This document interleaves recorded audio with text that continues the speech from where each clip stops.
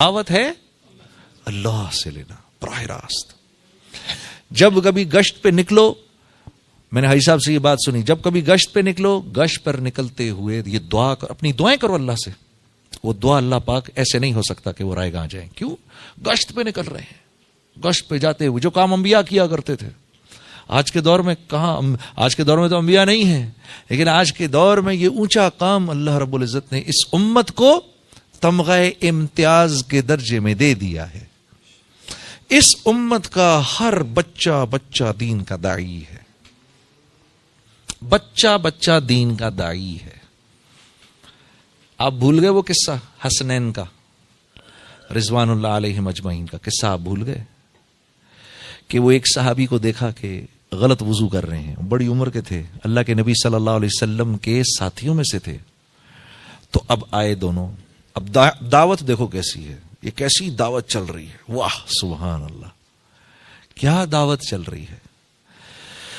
چچا جان، ہم دونوں بھائی یہ کہہ رہے ہیں وضو ایسے کرتے ہیں، میں کہہ رہا ہوں وضو ایسے کرتے ہیں. آپ ذرا دیکھ لیں، ہم دونوں وضو کرتے ہیں، وضو کیسے کرتے ہیں، کون صحیح کر رہا ہے.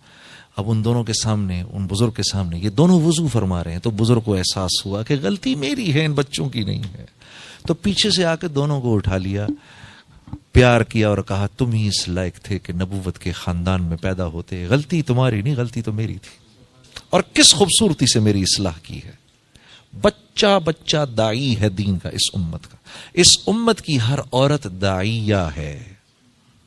اس امت کی ہر عورت داعیہ ہے. گھر نہیں چل سکتا عورت کے بغیر. نو وے، گھر نہیں چل سکتا عورت کے بغیر. ہاں، بڑے سے بڑا ترم خان، اس کی بیوی اس سے ناراض ہو جائے، اس کی زندگی حرام ہو جاتی ہے. بیوی کو ٹھیک رکھنا، سیدھا رکھنا، یہ ایک بہت بڑا آرٹ ہے. ہاں بالکل. میں تو اس تبلیغی کو تبلیغی نہیں مانتا بالکل بھی، بلکہ میرا دل کھٹا ہو جاتا ہے اس ساتھی سے مل کر کہ جس کی گھر والی اس سے ناراض چل رہی ہو. میں کہتا ہوں یار تو کیا آدمی ہے یار، ایک عورت نہیں سنبھلتی تیرے سے.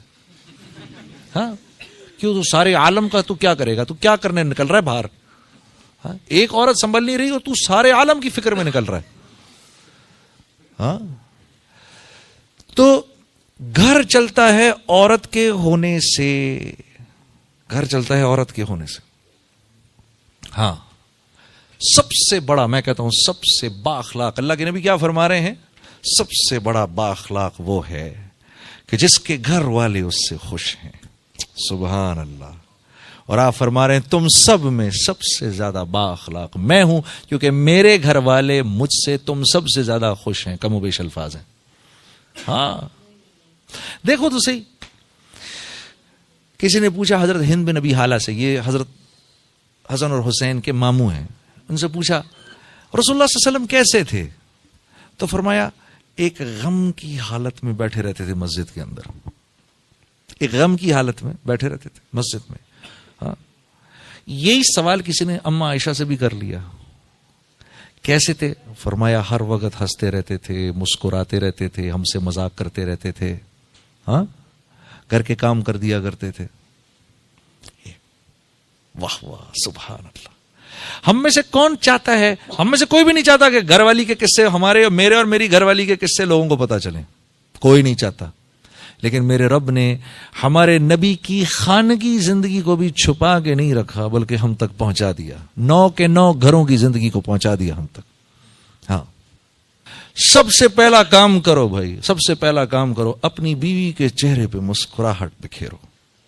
ہاں 4 موقع ہیں جن پر اللہ رب العزت مسکراتے ہیں. 4 موقعوں پر اللہ مسکراتے ہیں. واہ. ایک اس پر جب اللہ کا بندہ آسمان کو دیکھ کر کہتا ہے اللہم اغفر لی، یا اللہ مجھے معاف کر دے، اللہ مسکرا اٹھتے ہیں. دوسرا موقع جب عرفہ میں لوگ جمع ہوتے ہیں، ہاں اور حاجی عرفہ میں گھوم رہے ہوتے ہیں، تو اللہ رب العزت اپنے بندوں کو، حاجی اپنے مہمانوں کو، اپنے ضیوف کو دیکھ کر مسکراتے ہیں. تیسری مرتبہ کب مسکراتے ہیں؟ جب میاں بیوی ایک دوسرے کو دیکھ کے مسکراتے ہیں، اللہ مسکرا اٹھتے ہیں. چوتھی مرتبہ جب بیوی شوہر کے چہرے پر چھینٹا مارے اور شوہر بیوی کے چہرے پر چھینٹا مار کر اس کو تہجد کے لیے اٹھائے، बोतल नहीं उंडेलनी, हाँ चींटा मारना है, हाँ चींटा मार के उठाए, इस पर अल्लाह मुस्कुरा उठते हैं। हाँ, 4 बातें। सबसे कीमती रिश्ता इस मुआशरे का मियां बीवी की जिंदगी। आज इस मुल्क में अनएम्प्लॉयमेंट का नारा क्यों नहीं लगता? एक वजह है बस, बहुत बड़ी वजह, और वो है द इंस्टीट्यूशन ऑफ मैरिज। इस वजह से इस मुल्क में अनएम्प्लॉयमेंट का नारा नहीं लगता। उस मुल्क में हर वक्त रोते रहते हैं रिज्क की तंगी। अश्शैतानु याइदुकुमुल फक्र, शैतान का सबसे बड़ा हथियार क्या है? तू खाएगा कहां से? सबसे बड़ा हथियार याइदुकुमुल फक्र। और जब वो इंसान को फक्र के खौफ में मुब्तला कर देता है, तो उसके बाद शैतान के लिए इंसान से हर किस्म की बेहयाई करवाना आसान हो जाता है। कुरान कह रहा है। तो वहां क्या है? सबसे पहले उनको, बच्चों को घर से बाहर निकाल देते हैं। मियां बीवी का ताल्लुक इस बुनियाद पे है कि तू भी काम कर रही है, मैं भी काम कर रहा हूं, इस बुनियाद पर। तब हम बिल्स पे करेंगे। अगर तूने मुझे छोड़ा, अगर तू नौकरी से गया, तो भाई सामान उठा के घर से भी निकल जाना, रिश्ता खत्म। तो रिश्ते की बुनियाद क्या है? पैसा। पैसा रिश्ते की बुनियाद है, जब तक दोनों नौकरी पे चल रहे हैं। क्यों? हर चीज तो सूद से खरीदी हुई है, हर चीज पर सूद दे रहे हैं, बाल बाल सूद में अटका हुआ है, एक एक चीज सूद पर है, एक एक चीज सूद पर है। यहां क्यों बचे हुए हैं हम? यहां इसलिए बचे हुए हैं कि मियां बीवी साथ हैं, मुआशरा, अल्लाह, रसूल सबकी बुनियाद पर बीवी, औरत मर्द को बर्दाश्त कर रही, मर्द बीवी को बर्दाश्त कर रहा, बच्चे हैं, बच्चों की वजह से साथ हैं, और वजूहात की वजह से, खानदान की वजह से साथ हैं, साथ चल रहे हैं। अब जब बच्चे बड़े भी हो जाते हैं, तो बाप की दिल से ये ख्वाहिश होती है कि मुझे छोड़ के ना जाए, मेरे साथ ही रहे, जो जगह घर में थोड़ी बहुत जगह है उसमें रहे, मेरे साथ ही रहे। चलो भाई अभी काम नहीं कर रहा, कर लेगा, 6 महीने बाद मिल जाएगी नौकरी, छोड़ के ना जाए मुझे। तो खानदान इंटैक्ट है। वालिद की उम्र बड़ी हो गई, वालिदैन की उम्र बड़ी हो गई, अब बच्चे की ख्वाहिश है, मेरे बाप ने मेरे लिए इतना किया, मेरी माँ ने मेरे लिए इतना किया, मेरे दिल की ख्वाहिश है मैं कुछ कर लूं इनके लिए। उस लेवल का तो नहीं हो सकता जिस लेवल का वालिदैन ने किया, वो तो नहीं हो सकता। हाँ, एक आदमी ने जाके अल्लाह के नबी से अर्ज की, या रसूल अल्लाह, जैसे मेरी माँ मुझको नहलाती थी, आज मैं भी अपनी माँ को नहला रहा हूं, क्या मैंने वो हक अदा कर दिया? क्या जवाब दिया मेरे नबी सल्लल्लाहु अलैहि वसल्लम ने? आपने फरमाया, हाय हाय, जब वो तुझको नहलाती थी ना, तो तेरी जिंदगी की दुआएं करती थी, आज तू उसको नहला रहा है तो उसके मरने की तमन्ना कर रहा है, तूने कहां से उसकी बराबरी कर दी? हाँ मेरे दोस्तों, खुशकिस्मत हैं वो लोग जिनके वालिदैन अभी तक जिंदा हैं, खुशकिस्मत हैं वो लोग, खुशकिस्मत हैं वो लोग जिनके वालिदैन जिंदा हैं। बाप के और बेटे के बीच में रिश्ता इंतहाई नाजुक रिश्ता होता है। इसीलिए जिस बेटे ने अपने बाप को राजी रखा, हाँ, तो जो दुआ बाप के दिल से निकलती है, जुबान से नहीं, बाप तो देता ही रहता है जुबान से दुआ, हाँ, जो बाप की जो दुआ उसके दिल से निकलती है, उसके और अल्लाह के बीच में एक भी हिजाब नहीं होता। जो दुआ बाप अपने बेटे के लिए करता है, मां के लिए तो करते ही हैं, बेटे तो मां के हो ही जाते हैं। अजीब, मैं हैरान होता हूं कि मां के बारे में नहीं फरमाई ये बात, बाप के बारे में फरमाई। हाँ, अरे यार डैडी आपको क्या पता, बाबा आपको क्या पता, अरे डैडी वो दिन गए, उफ यार उस बाप को देखो तो सही, जरा एक मर्तबा देखते रहो, उसको देखते रहो, ये ना होता तो तू भी ना होता। हाँ, आज उसको कह रहे हो, आज उसको कह रहे हो ये बात, अजीब। हाँ, अल्लाह इस बोल से हिफाजत फरमाए। हाँ मेरे दोस्तों, कोई बोल ऐसा बाप को ना बोलना, कोई बोल ऐसा मां को ना बोलना। मां तो चलो फिर दोस्ती हो जाती है, हाँ, बाप के सामने नहीं बोलना। बदनसीब है वो जो बाप के सामने बोलता है। उस्ताद के सामने मत बोलना, استاد کے سامنے مت بولنا, باپ کے دوستوں کے سامنے مت بولنا.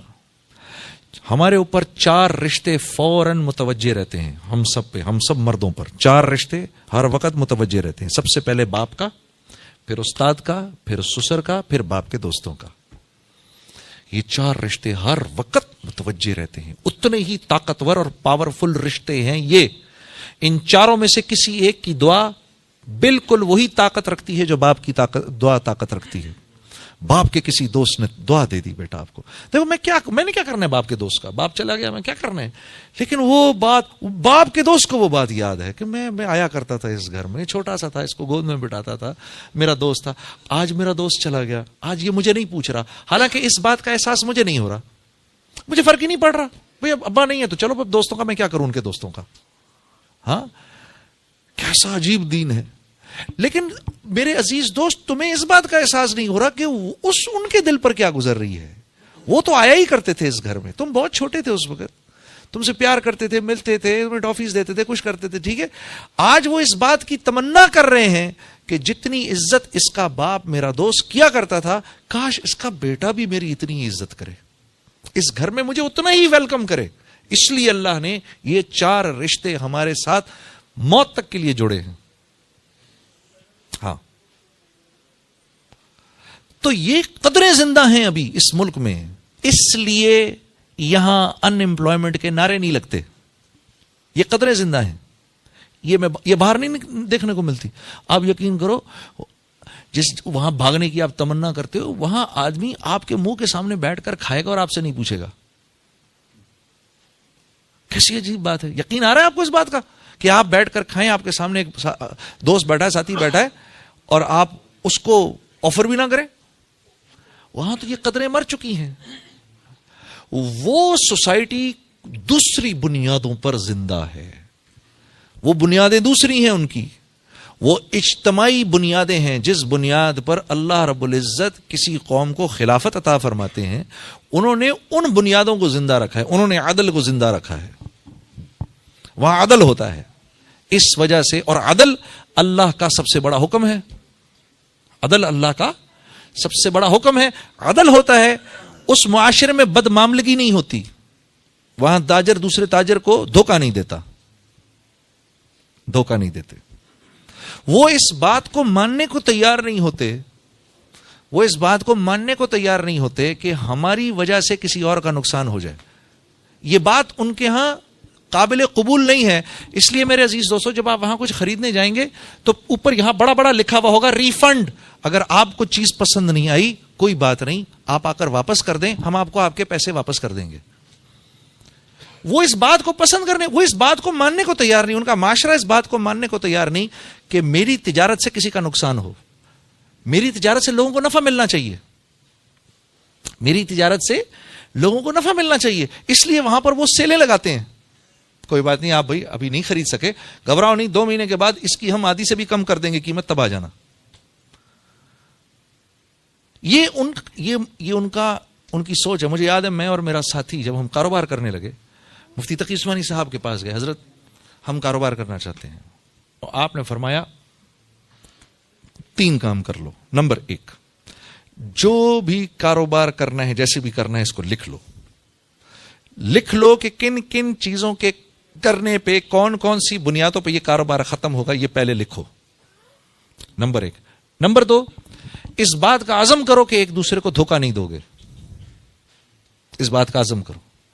نمبر 3, اس بات کی نیت کرو کہ اس کاروبار سے ہم نے مسلمانوں کو نفع پہنچانا ہے.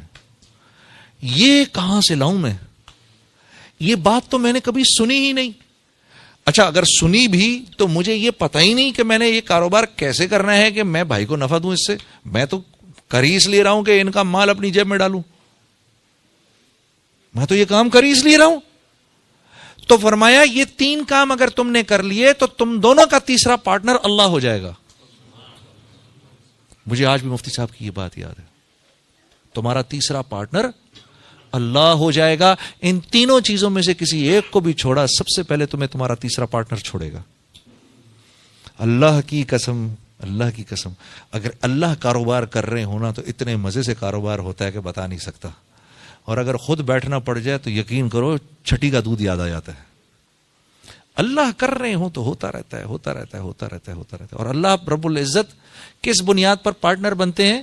اگر وہ کاروبار محمد صلی اللہ علیہ وسلم کے طریقوں سے ہو رہا ہے